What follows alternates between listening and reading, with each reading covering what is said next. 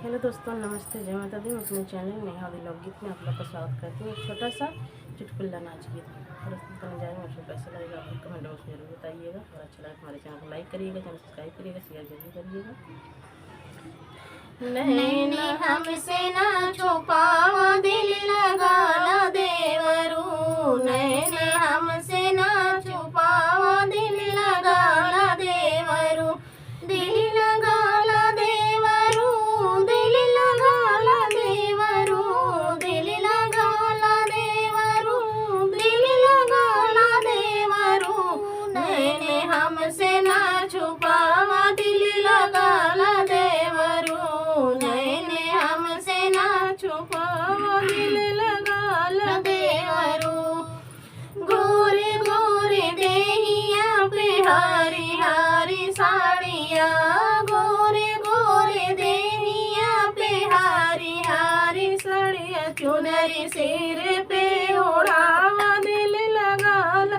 देवरू, चुनरी सिर पे ओढ़ावा दिल लगाला देवरू, नैने हमसे ना छुपावा दिल लगाला देवरू, नैने हमसे ना छुपावा दिल लगाला देवरू, दिल लगाला देवरू,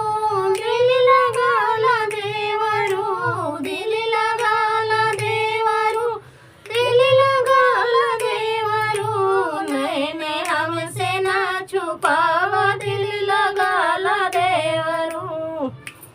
गोरे गोरे मुखड़ा पे लाली लाली बिंदिया, गोरे गोरे मुखड़े पे लाली लाली बिंदिया, नथिया नकिया में पैराया दिल लगाया देवरू, नथिया नकिया में पैराया दिल लगाया देवरू, नैना हमसे ना छुपावा दिल लगावा देवरू, नैने हमसे ना छुपाया दिल लगाला देवरू, दिल लगाला देवरू,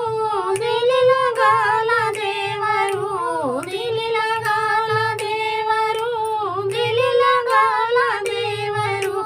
नैने हमसे ना छुपाया दिल लगाला देवरू, नैने हमसे ना छिपावा दिल लगाला देवरू, गोरे गोरे हाथवा में चूड़िया कंगनवा,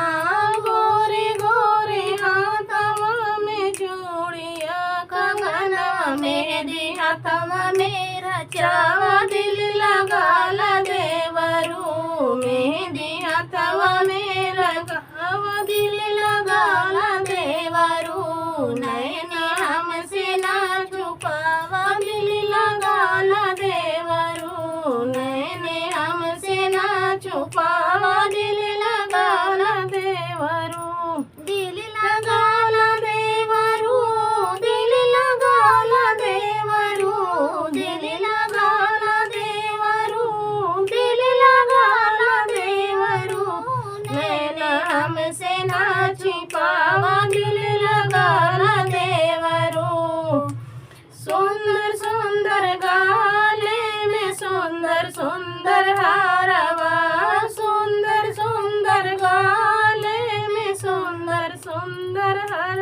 हरड़ी कामर में पैराया दिल लगाला देवरू, तगड़ी कामर में पैराया दिल लगाला देवरू, नैना